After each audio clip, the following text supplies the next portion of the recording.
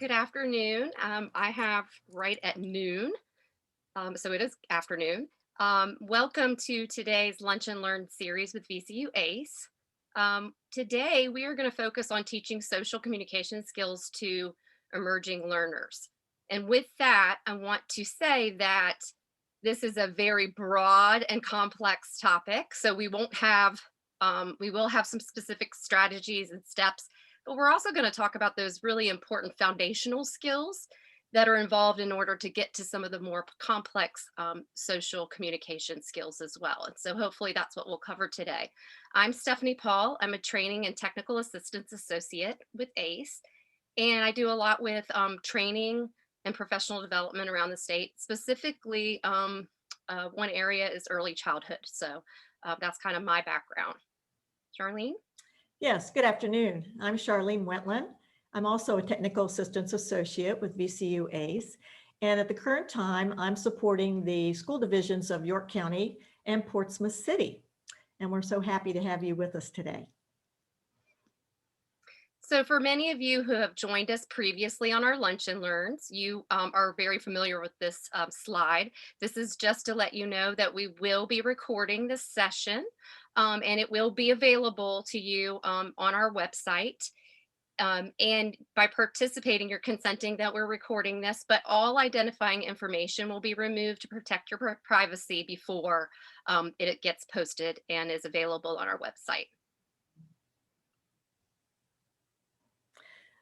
Well, let's start by thinking about what do social skills look like for the early learner with autism.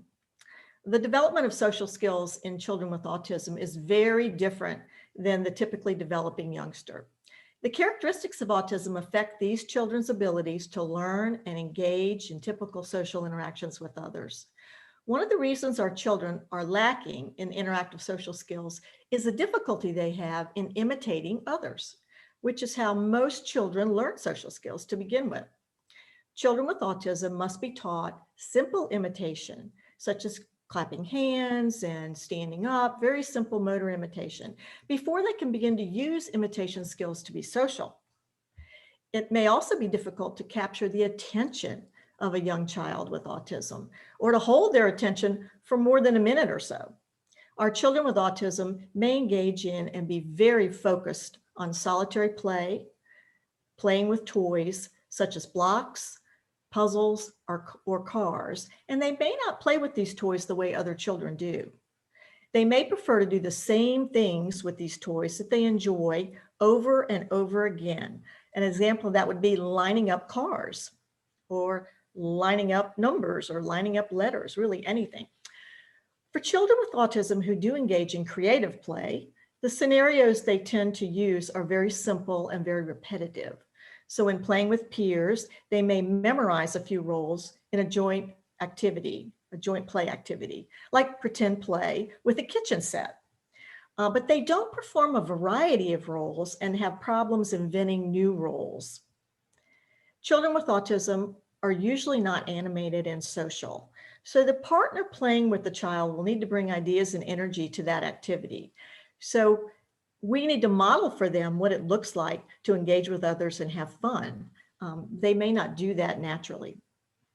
So as we begin to think about working with a child with autism, we need to realize these children rarely enjoy engaging in social skills at the beginning. It's usually not their kind of go-to activity. And also we need to remember that when playing with our children, we usually can't use our typical tools that we use with other children, such as questioning, making suggestions, or introducing a novel activity to engage the child. Children with autism may not respond at all to some of our typical techniques. So at first you may need to support early learning with a reward. Because as I said, our children aren't going to consider social engagement to be really rewarding in and of itself. And of course, language abilities may also affect the quality of play for our children. Lack of language skills certainly makes socialization a lot more difficult for anybody. But if taught that our kids can master, and eventually many of our children will begin to enjoy social interactions. We need to remember that children with autism can learn a broad range of social skills if they're taught these skills very systematically. So social skills are those behaviors which within a given situation predict important social outcomes. The social skills are the rules and the expectations that allow us to connect and be who we are and share who we are.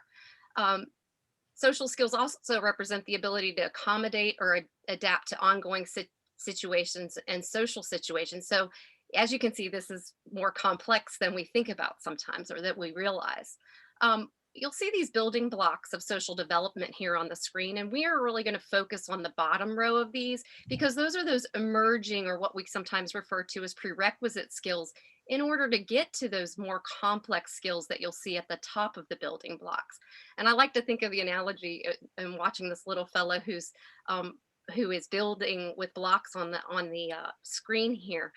You often see very sometimes some either very simple block structures when a child is first learning how to play with toys in a functional manner, right? And then children, as their play extends or gets more complex, they're able to probably build and with a peer a very complex structure out of blocks. And so I like to kind of think of that analogy when we think of social skills.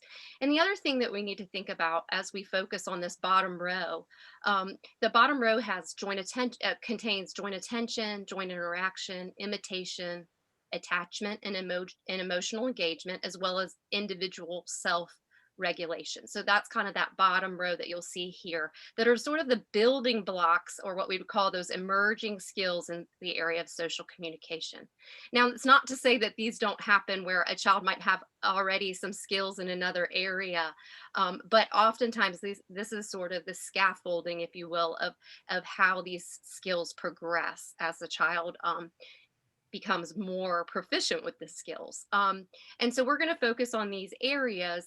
And the other thing to think about is, again, every individual with ASD is unique. So they may be falling in different areas as far as their level of functioning or their goals in these areas.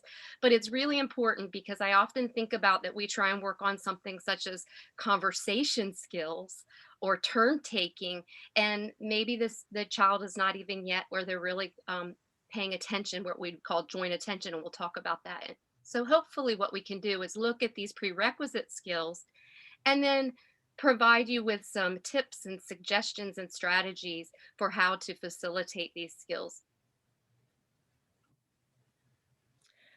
So typically, if we think about social interaction, it's very unpredictable and very dynamic and requires that a child integrate contextual, language, and social information at the same time. Many of our kids with autism are really, it's not a strength of theirs to multitask like that. There's a significant difference between the learning patterns of children with autism and the requirements of social communicative interaction.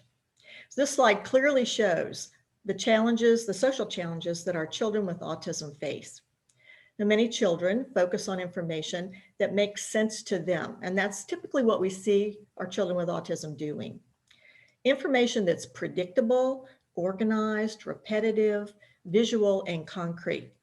This kind of information allows our children to maintain focused attention.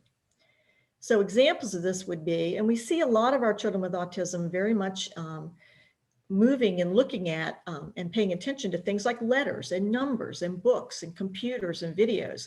That kind of information doesn't change. You look at it, when you come back later, it looks the same way. It's very predictable what that is going to be like when you engage in it again. And our kids really like that predictability. The types of information that doesn't change randomly, but it's predictable and concrete. So our children can feel very successful as they master these activities, which is very important. In order to have successful social interactions, we need to build skills that support the child to master some of the skills that you see under the requirements of social communication. And these skills include being flexibility, tolerance for situations that are dynamic, that are random, that are multisensory, and that are abstract, because that's truly what our social world looks like. So again, we discussed that we're going to focus on these four main areas of social communication, the foundational skills. Children with ASD may have some of the following skill deficits. They may exhibit or have few smiles. Charlene mentioned that kind of low affect, poor imitation skills. They may lack or have poor eye contact. They often have poor joint attention, and we'll talk more about what joint attention is. So we'll go into detail in each of these areas in a little bit. Um, and another area would be poor reciprocal play, so that back and forth interaction that we so often see in any kind of social context. And then little interest in others. So this is, the child that may seem aloof or often, it seems disengaged or might wander on their own. We often see this with children, and it's not to say that they won't eventually be at the level of interacting or being interested in others, but that we're going to talk about how we really need to systematically teach that and what are some ways to do that. Little interest in interacting or even sometimes noticing their peers. Again, and those two kind of go together. There are often skill deficits in appropriate social behavior. So you may see interfering behaviors in new settings, especially in new settings or in crowds sometimes. So some of the goals for social success for individuals is the ability to get their needs met through appropriate and socially acceptable manner, right? Or socially acceptable means. Another goal area is the ability to share thoughts, feelings, and knowledge, and the ability to participate in social activities with as much independence as possible. We always look to that independence as the key to mastery of skills.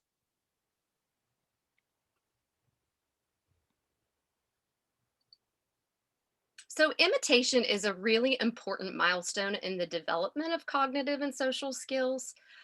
It plays a critical role in symbolic play and social relationships. And we've known this through research from way back in time. The research on imitation of skills in young children with autism has consistently shown that there's impairments in imitation in both the verbal, motor, or actions relative to other cognitive skills. And so that could look again, when we're speaking about imitation, it's the ability to imitate a motor action, an action with a toy, a single body action, so maybe one action, or sometimes putting more than one action together. And that would also include fine motor action, so your large muscle movements, but also those smaller muscle movements and what you can do to imitate those motor actions. The other area would be verbal imitation. So words, songs. I often think of in early childhood that there are many goals surrounded around finger plays. And that's just one of the areas is to look at those imitation skills, because we know that imitation is one of those bridges to learning. And one of the things about imitation that I think we often take for granted is if you're a parent and you think of your own child, or if you're a grandparent and you think of a young baby, how quickly and almost incidentally it seems that that child is able to imitate really quickly. But for young children with ASD or individuals with ASD, it may be more difficult. They're not necessarily able to take in what they've just viewed and process that and then imitate that. And so we really have to be thoughtful and explicit and make sure that, yes, there's that kind of living in the moment and incidental teaching, but we really want to be purposeful with the activities and think about how we're going about teaching imitation, because it might not necessarily just kind of get picked up as a part of development. And so it might not just be a skill that occurs naturally. So how would we teach this? Another thing that's really important and we think about with joint attention is it's really important that the individual is attending to another person. And so that joint attention piece, and I think I skipped, but we're going to go back. I think I skipped over Charlene's slide now, I'm realizing. But how do we teach this? We use novel and interesting activities or items. We take advantage of opportunities in your daily routine as they happen, right? So something the family enjoys, something you enjoy as a family, whether it's a game, a song, a video, and you work on those joint attention skills. Um, you're aware of the things that your child really likes, so you're taking those opportunities and advantages with things that your child likes. They're not if they're not really things that are motivating, they're likely not going to pay attention to them. And so they might not do something that involves imitation with those objects or those activities. Um, and so be really observant of the kinds of things that your child is interested in, because you're going to want to use that in again a playful manner to hopefully promote and facilitate imitation. This little last bullet point here about providing reinforcement for approximation, what that means is any attempt to, it might not be exactly the imitations or the target skill that you're looking to get, but it's close, right? It's an approximation, it's a good try or an effort. And so you're going to want to sometimes provide some other type of reinforcement. Maybe it is a tangible item or an activity, because oftentimes, as Charlene mentioned, that social praise is not necessarily in and of itself reinforcing. So that social great job clapping might not be enough to get that child to want to do that again and again, and hopefully work on and get that skill into their repertoire. And so you may have to use some other things, such as positive reinforcement, in order to get that imitation to happen more and more.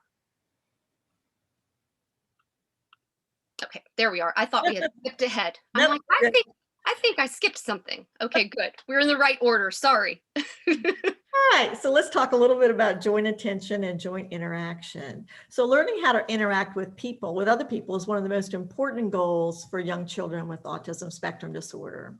Most children learn to communicate through everyday interactions with their caregivers, with their parents, with their teachers.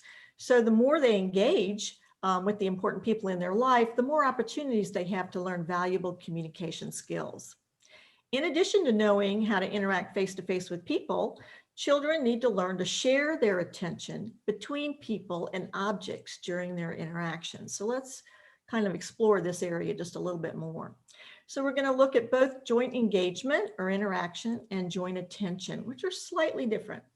So joint engagement or interaction is a situation where an adult and a child are interacting together while focused on the same object. And that can be a first step for many of our really early learners in interacting with someone else. Joint attention, which is slightly different, is a very specific skill that involves directing someone's attention by using eye contact and gestures and or language in order to share a moment with that person. Children with autism typically have significant deficits in both initiating joint attention and responding to someone else's request for joint attention. So the purpose of teaching joint attention is to develop that child's ability to draw somebody else's attention to a thing that he or she finds very interesting or very important. We do this all the time with people. Just think about how you interact with others. We say things like, look at that, or hey, watch this. And that's kind of a very dependable way of interacting with another person. We even do that with just eye gaze. Sometimes if you're in a situation where you can't talk out loud to somebody else, you might look at that person and then look back at what you are trying to convey to them, and they look at you and look over there, and then you've shared a moment. You've shared some joint attention with that person. So we can do it even without language. So this skill requires a child to shift their attention, and we know that's a little bit difficult with some of our kids, between an object and an event and another person. So we're going to shift that attention between the two. So let's talk about first why joint attention skills are important. I mean, why do we need to go to all this work to get those kind of skills into our kids? Researchers have found that the time spent engaging in joint attention behaviors is very positively related to the child's later vocabulary size. So the more this engagement with another person occurs, our communication skills also really blossom. And joint attention is a very important prerequisite for language skills and play skills. And I think Stephanie already talked a little bit about that. So a solid goal for a caregiver for a child with autism is to really try to engage in joint attention and interaction activities daily until the child is really independent at getting other people's attention to notice things that that child finds interesting. This becomes then part of that child's social repertoire. So in working with joint attention skills, we need to remember that we notice things that are interesting to us. And Stephanie's already talked about that. Children are only going to pay attention if the items and experiences that we're using in the play activity or in the activity are interesting or novel for some kids, pretty, fun, or preferred, but definitely preferred. So if you really want to work with your child and engaging in these skills, then you're going to need to find out, what do they like? What are their preferences? So I'm going to show you just a couple of activities that you can use with very early learners in order to start working on these two skills. So activities for teaching joint attention and joint interaction are going to really vary depending on the skill level of your child. So we're dropping back to some really early learners first here. So for very early learners, you can take a preferred item, and I'm going to be using a puppet that you know your child really, really enjoys, and you can hold this item up to your face. Once you have their attention, hold it up to your face. And when the child's gaze goes to the item, you're usually going to get a little bit of eye gaze or eye contact, and that's perfect. You know this is a preferred item, so make sure as soon as you get that eye gaze, you give the item to the child. This is going to be their reinforcer. As your child progresses with the skill, you can hold the preferred item off to one side and point to it. So now we're sort of getting into that, hey, look at this, but we're doing it with gestures and objects. Then bring it back to, once you get the child to look at it, then bring it back to your face. So the child's eye gaze is going to track now from over here to your eyes. And so again, as you get that eye gaze tracking, make sure you take that item and reinforce your child with it immediately, because these are very foundational skills. We really want to make sure that we reinforce the child when they start to do this.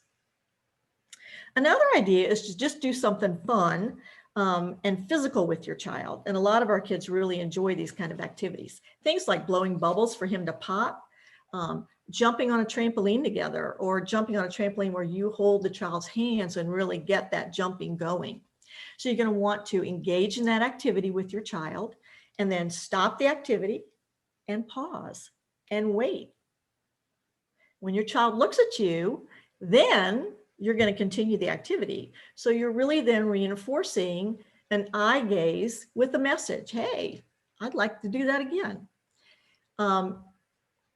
Any game that requires eye contact from that child in order to get you to start it or to continue it is going to work really well to develop the skill.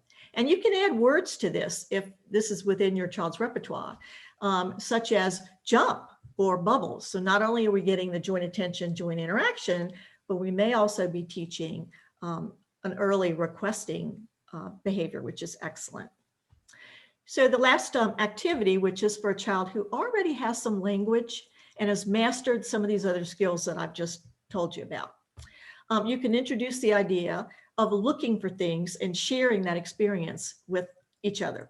So you can take your child on a walk or out into the garden and say, hey, let's look for things. And then find something that's in your garden like a bird and say, look, it's a bird. Then you can point to the object. Prompt your child to say something, to find something, and then tell you about it. And you can even give the first part of that sentence. You can say, look, it's a, and then have your child fill in the word. What is it that you're looking at? You can take turns pointing out very interesting things in the environment. This way you can model the skill for your child as you are working on it with the child. Remember to get really excited about things that you both find. You're the one who's going to kind of bring that joy and that excitement into the activity.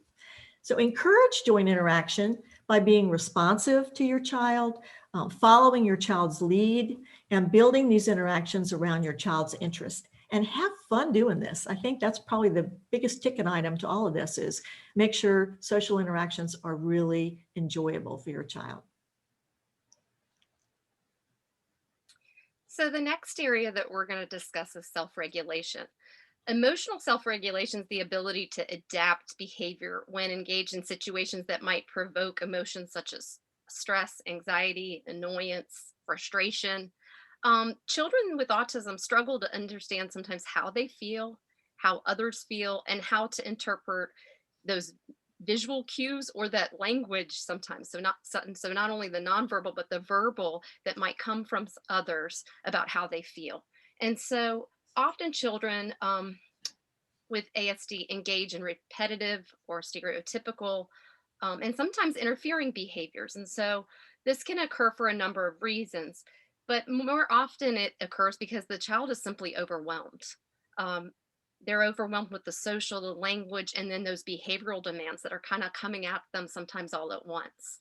And so many times our children engage in these types of interfering behaviors or stereotypical behaviors because they're overwhelmed. They don't have the skills to handle a particular situation, perhaps, or they don't know how else to cope. So they don't know what are the things that I can do instead of the interfering or maladaptive behaviors that I'm kind of used to exhibiting, or I typically go or my go-to behaviors. And so this is a great reason to teach those coping skills and um, anxiety management for individuals.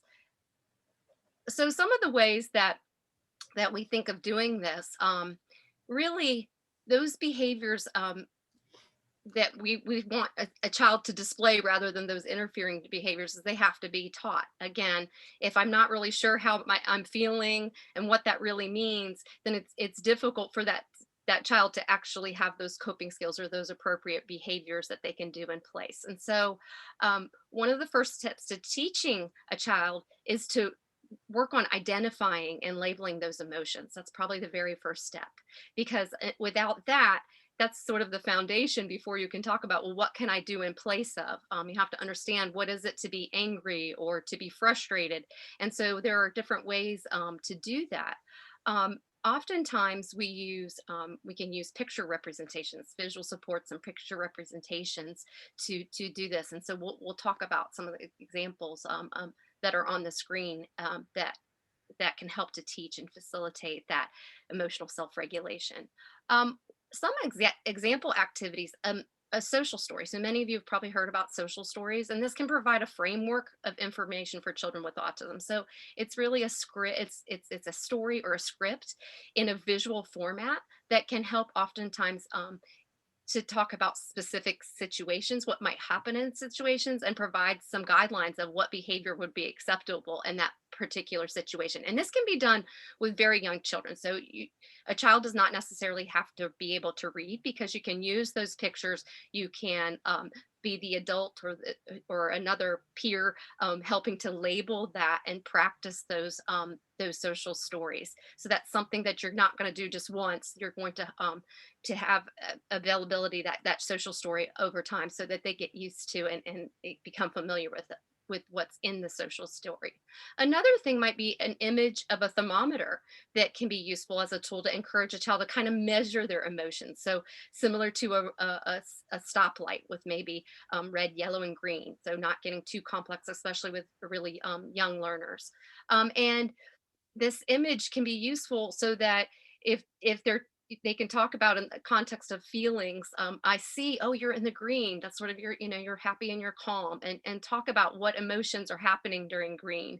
And then yellow, I see that, things oh, I see you're starting to get frustrated. Or if it's a young child, you might not use the word frustrated, but you're labeling those emotions, and you're talking about what's happening with that child in any given moment. And then red might be those triggers. Sometimes when someone's angry, I see you're very angry. You seem to be, are you feeling red? And just getting a child to kind of use that and practice that can help to make some things that are really abstract when it comes to emotions a little bit more concrete, especially for young learners. Some coping strategies that you might use in addition would be teaching. What can I do instead? When I'm feeling angry, what is my go-to? What could be something that's a little bit more socially appropriate than maybe some of the behaviors that I've done in the past? Taking deep breaths, counting to 20, asking for help. And so coming up with those strategies and those behaviors that you would want to replace or see instead of some of the behaviors that happen um, that are not as socially appropriate. Make it visual. Don't assume that a child knows what anxious or frustrated means. And we talked about that. That we really, it's very helpful, especially with young children, to see real life faces and what it looks like, and to label it right there in the moment. Oh, Johnny is mad. He was very mad in the movie. Using movies or using even family members and so forth, and labeling and talking about what it looks like to be angry or frustrated. And so using those visuals, I can't speak enough. You can on the screen here, you can it's the top picture with the yellow and the green, again looking at sort of those, measuring what it's like, and putting and labeling, red, I'm angry, and what are some things that I can do in the circle next to the labeling of feelings. What are some possible alternatives that I can do when I'm angry? And this actually works really well. The important thing I think about with young children is that modeling. You have to do a lot of modeling, both of your own behavior and the student's behavior. Again, saying, I'm feeling frustrated. I need to take a drink of water right now and calm down, or do some belly breathing, and really practice and model what it is to do that deep belly breathing that helps to just calm the individual down. You want to teach these skills when the child is calm, right? So in the middle of a crisis or a tantrum is not the time, because if you're like others, you're consumed sort of in how you're feeling if you're in that moment that's really elevated as far as emotions. And so you wouldn't want to do that right then and there. Again, practicing this when the child is, happily engaged in other activities. You want to be able to use that when they're relaxed, and find a moment when the child is calm, and make it a very positive experience. Role playing, again, practicing engaging in those behaviors, like I said, such as taking deep breaths, counting to 5, going for a walk. May need to be tweaked, because you might need to find out what actually calms the student. This worked very well in a classroom that I worked in a couple years ago. We had a little fella that would get very angry, and he would, display some behaviors that weren't quite socially appropriate in a classroom. And so one of his peers really helped and did he did a little video modeling, and he practiced, when you're angry you can go and do this, and he gave alternate choices, and it was really nice because it was coming from a peer, so it was that child perspective and not the grown up saying, you could do this or that, sometimes coming from their peers, and using that peer modeling. And that was really nice because it was a little video that the fella could watch, and when he got angry, he since he had practiced and they had modeled this with him when he wasn't angry, he was able to remember, oh, I could go sit at the pillows, I can color, different things that he could do. I could squeeze some Play-Doh, things that could help him to calm down when he was feeling in the red zone or angry. And so just thinking about that, you want to give feedback to the student. You want to to the child. You want to reinforce those behaviors of staying calm, or letting others know how they feel. So when they do say, "I'm angry," and so forth, you want to say, "That was really great how you told us. What might you be able to do?" And help get through that. What are some possibilities, so that when the child is of the level that they can express this, and don't think about, you can think about too, when I talk about expressing things verbally, think about those children too that might have they might have vocal output devices, they might use PECs, that they have the ability to do this as well, right? So the ability to label those emotions and tell someone how I'm feeling, and maybe be provided with some choices or some alternatives is really important. So when I say that they be able to tell you, I mean in any modality that they're working on, whether it's sign, pictures, or vocal output. And then you want to, once you've given kind of that feedback to the young child, you want to also be able to generalize. So set up practice situations in other environments with other people, so they can practice this skill, right? So that I don't just learn that when I get angry in this setting, that I can't use those skills in other settings. Sometimes we really need to help young children to realize, remember, you know how to use these skills, right? And that they can practice and use them with other people. And you'll want to pay attention to the things that you put into place. If you're using visuals, if you're using social stories, how it's going. Does it seem to be helping? Are there other things? And so those are many of the different ways that there are other activities that your the child can choose, and that's when it's really important to get to know what they like, right? So just to say somebody's going to go sit in the cozy corner and be with the pillows and the bean bag, that might not fit for all students. So really, that might not be a one size fits all. So we really want to look at the individual things and observe what it is that helps to calm someone down. Swinging might work to calm someone down. Sitting in a hammock might work where it might not work for others. And so not taking that one size all approach. The last thing real quickly that I wanted to say is that on the screen you'll see this other little graphic, and it shows and this is called a power card, and this is also something that can be used with really young children. Again, it's in a visual format. This is something you would want to practice and do. The child can have this in an area, can carry a little card around with them, and usually you use their favorite character, their favorite superhero, whatever it is that's a high interest area for them. And then that individual sort of does almost like a little behavior commercial, right, on a piece of paper and so here it's Peter Parker. This little fella really liked Peter Parker from Spider-Man. And so we used a little script with him, and he was able to have this little card, and it just helped him to remind of what he could do in instances when he was feeling frustrated or angry. And it really seemed to help because, again, he really liked Peter Parker, so he was into this, and that was his superhero of choice. And so sometimes it really helps to use whether it's a character or something of interest to help with those self-regulation skills as well.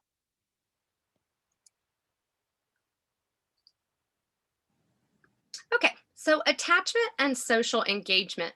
And so when we talk about social engagement and interactions, we're talking about sometimes the verbal interactions that take place, but sometimes even we need to think about those nonverbal social interactions. So oftentimes we think of when we're having a when we're being socially engaged or interacting, it's usually involving some sort of verbal skills, right?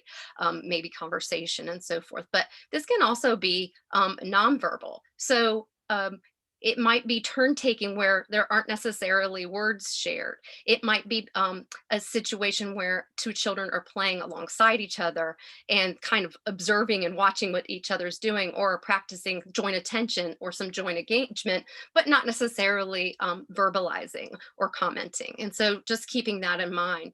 Social engagement's the ability to interact with others through appropriate social context and common interests. And specifically, we look at this with young children through play. We say play is sort of the work of young children because they learn so much. And again, I think when we talk this whole time about social and communication, they really go together, right? To be a social creature, that is you're communicating. It may be, again, nonverbal, but thinking of those behaviors as well.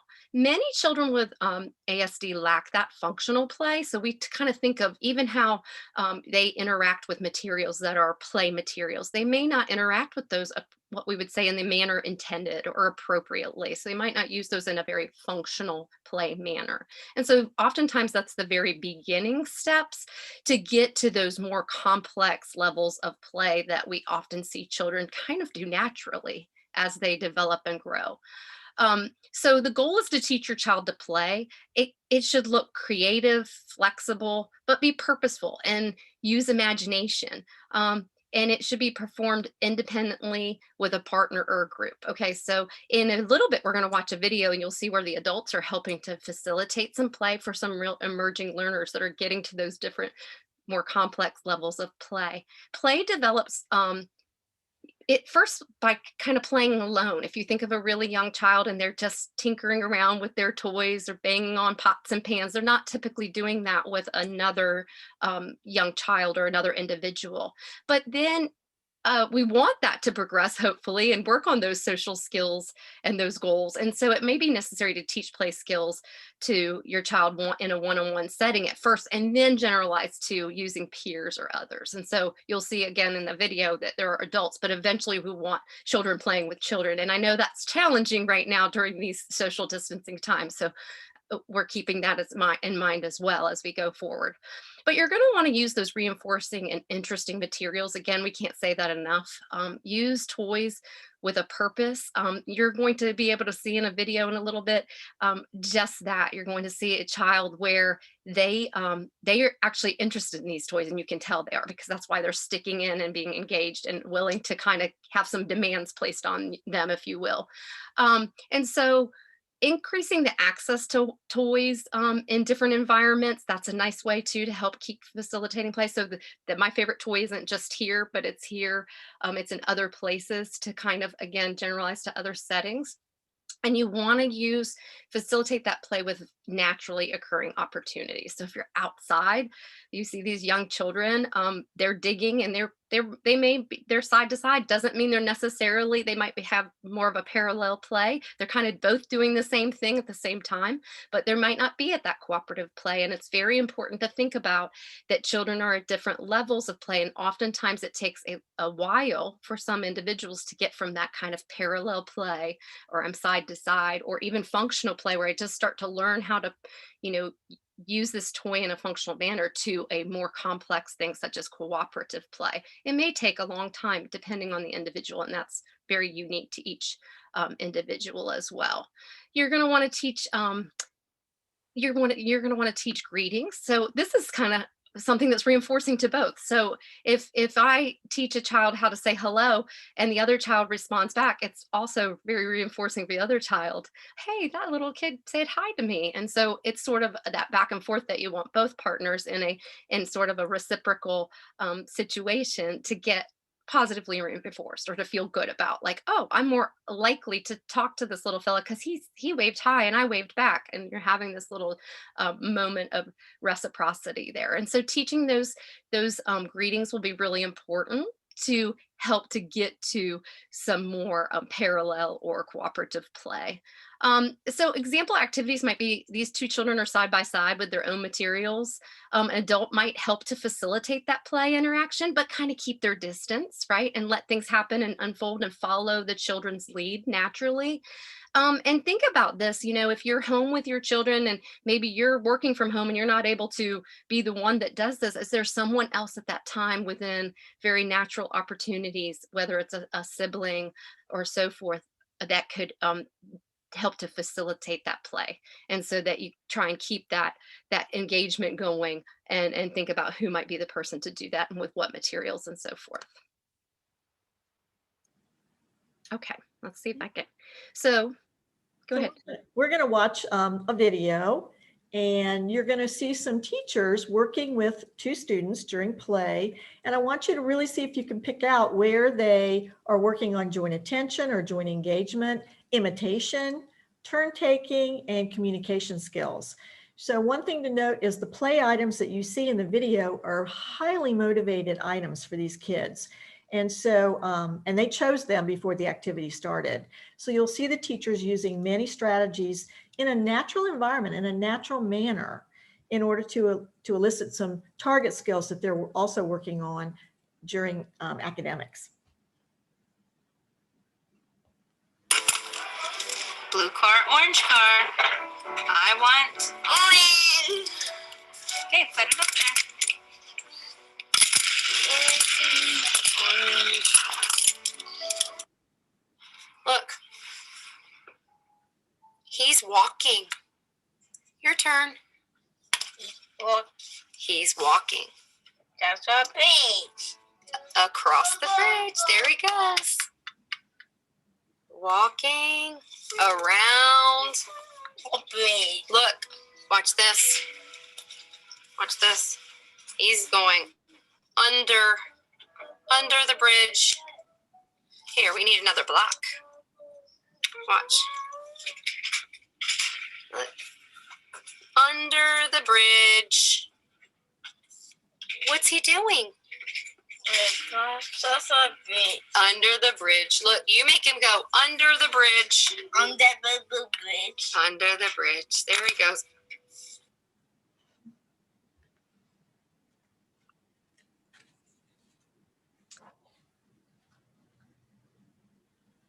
So you'll see that one of the things in the video that you'll notice is that there are different strategies taking place to promote that learning. And hopefully you did see the joint attention. You saw that those were interesting items. The child, he was able to wait because he anticipated and was motivated to have his turn. And I could, as the teacher, I could kind of hold back the little person. There was imitation. And so hopefully you saw that. And so there are lots of strategies taking place in there that you don't really see necessarily. But on this slide, there's a list of just some of those evidence-based practices that the teachers were utilizing to facilitate the learning those social communication skills. Each child will have individualized goals, and that differentiation of instruction of what takes place, and those strategies will be very different depending on your child and their levels of functioning in different areas. But regardless of that setting, the evidence-based practices remain the same. So whether it's at home, whether it's at school, whether it's virtual, often we think about that these things can take place no matter what kind of a setting, and should take place for young for any individual with autism that needs some goal development and work on these target skills. One of the things to think about is that there are just a few, these are only just a few on the screen of the evidence-based practices. We have lots of other resources that we'll kind of show in the next slide that may help as well. But thinking about that just even in those examples, the environment is structured. There's a place where this takes place, and that can help promote that child's attention, and there's not a whole lot of distractions and other things. You probably saw a lot of visual supports. Visual supports are really helpful. So before the video you didn't get to see, but the children made those choices, as Charlene mentioned, with using some visual supports. Would you like to use this on your break or this on your break? And they get to make that choice. Reinforcement, even just by when the child did say something, I immediately gave over that little person, because that's what he wanted. So it was sort of that naturally reinforcing item was the little person, so that he could play with that. And so reinforcement was definitely in play, and again with the little fellow with the blocks. And then prompting, right? There were times when I started to say something, or I was showing your turn, you imitate, and where to put things. And so prompting is often used to help young children with those social communication skills. And then functional communication training, that's just a really complex way of saying that you're trying to teach those that verbal or the vocal, and that can be in any modality. It could be sign language, it could be using a picture exchange, it could be using an AAC device. And so if the child is using that modality, to incorporate that, and what would you put in place? So asking for a turn, whatever it is in that social situation, and those goals that you would want to have that available, whether it's in a picture format or otherwise. And again, thinking about if this was taking place, if a play situation like that's taking place in a household, who would be able to support those early learning opportunities? Because it's about quality and quantity. So the more times you can practice the skills that are deficit areas or that are target skills, and then also those quality interactions, right? You can see that you're developing those social relationships right then and there, the more that you are able to do this. And so, Charlene, do you want to, let's see. There we go. Sorry, it was a pause. All right. So to wrap up, we're going to provide you with a lot of links that come from our VCU ACE website to a number of resources you can use to learn more about teaching social interactions to young children with autism. And we've also provided some other kinds of resources that you can do even more extensive looking at lots of different kinds of things in order to help you come up with your ideas and your activities for teaching these social skills.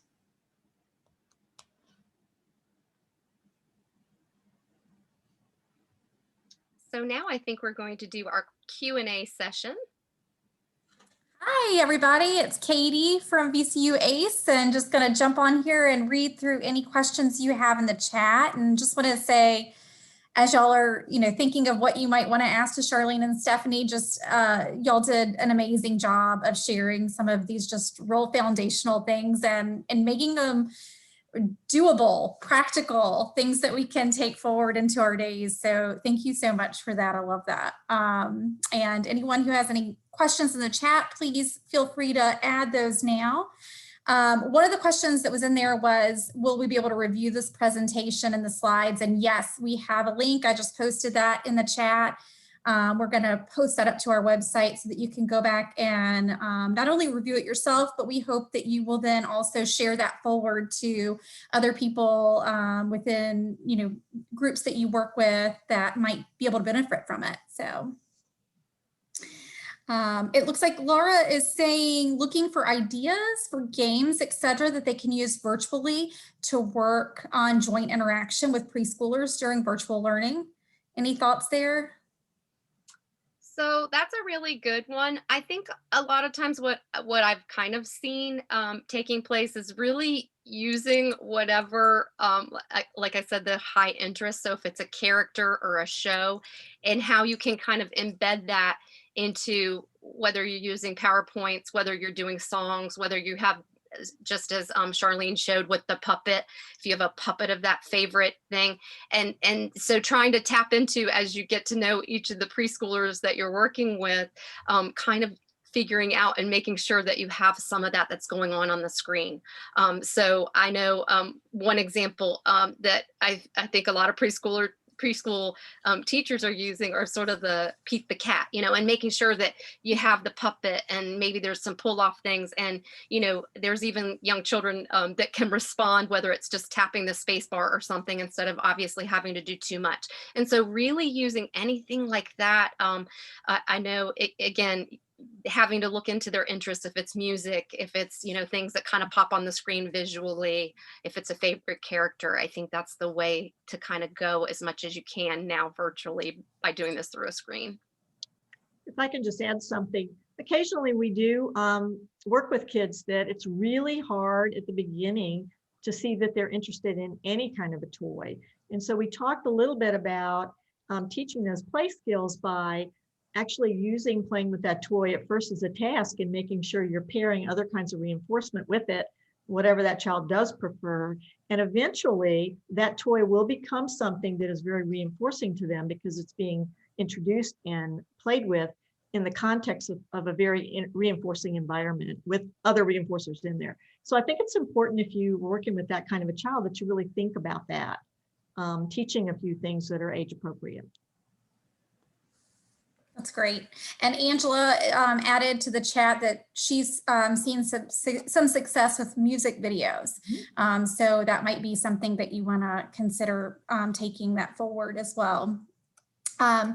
It looks like we had another question that there is one of the individual son's eye contact needs when he needs us, but he avoids it when we ask or demand him to, and just maybe how to address that in a 6-year-old. So eye contact is the question. Any thoughts on that? I can kind of reiterate what I talked about earlier, which was having a favorite item, and before, if the child's requesting it, holding it up to your face near your eyes so that the child gazes that way, and then sees also the reinforcing item, and then give it to them immediately. Eye contact is tricky. I think you don't want to just demand eye contact without it having a functional purpose. For a 6-year-old, there's a game that we play in some of my theater classes with my kids, where it's called Dude, and we have the kids in a little circle, and in order to do the activity, we look down and then we look up, and the first person you make eye contact with, if they're looking at you, then you get to run across the circle and change places and say, dude, and the kids love this activity. And so they're really working on eye contact without it looking like you're working on eye contact. And I think those are the kind of activities we really want to think about doing with our guys. Great.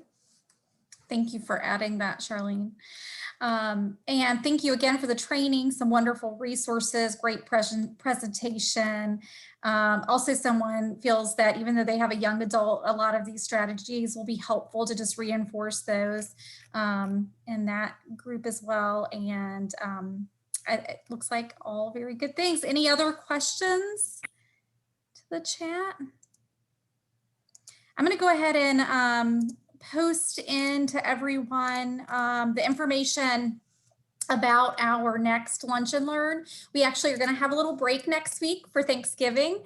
And then we'll be joining you again on December 3rd. And I see they have the slide all ready to go.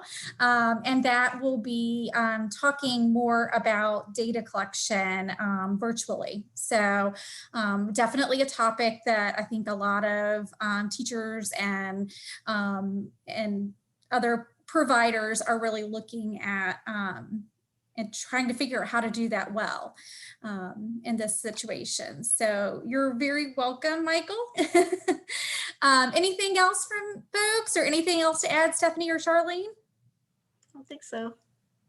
No, I don't think so. I've just posted a slide that has our website an email address here. So definitely check out. We do have, I'll say real quickly, we have a new early childhood website. And however, just because it's early child doesn't mean that, again, some people found that this was a good refresher and so forth, but there are lots of resources that talk about these very specific things of joint attention and doing some what we call serve and return. So that back and forth, those reciprocal skills. And so hopefully you'll check some of that out. I think there's one more, is there one more chat that came up, Katie? Yeah, how important is it to teach pointing is what came up. This is coming from Karen. I think that's a very interesting, question that you raise. I think for me particularly, and this is again just my perspective, I think it really depends. If the pointing is to gain attention to something, again, like look at this, and maybe that's sort of the skill or the motor action to do so that someone is able to pay attention to something. And I think too, when we say pointing, pointing might look different, right? It might be I tap my hand on something. So I think just being really, it's more important as far as the goal area. What are we actually trying to get the individual to do through pointing? Is it to gain attention to something, like look at this and so forth? So I think that I would have to, for me personally, I'd have to know more about that. But I think pointing, if it's to have a socially appropriate way to gain attention or to say to someone, look at this or so forth, or also is it to, like the teacher says, show me the such and such and you have to point to it. Are there other ways of doing that that are acceptable? So I think it really depends, honestly, on what skill, what area, like skill area, whether it's receptive language, expressive language, or where that's falling, or it could be imitation. It could be a lot of different reasons that is an area or a target skill that is a goal for someone. Charlene, you have anything to add? No, that's kind of how I feel too. Great.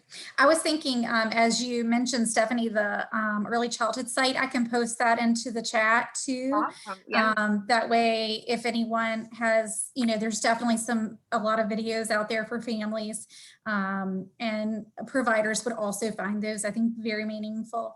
So check out the site. We had actually a lunch and learn a few weeks ago from Alicia Hart, who shared the site and kind of how you could use it. Check the archives on the VCU ACE website in order to locate that lunch and learn if you want to sort of have somebody walk you through the site also. Okay, well, it looks like everybody's kind of wrapping up here. So I think we'll go ahead and hop off. We're right here before 1 o'clock, and just thank everybody for their time and hope everybody has a great week next week. Thank you, everyone. Thank you.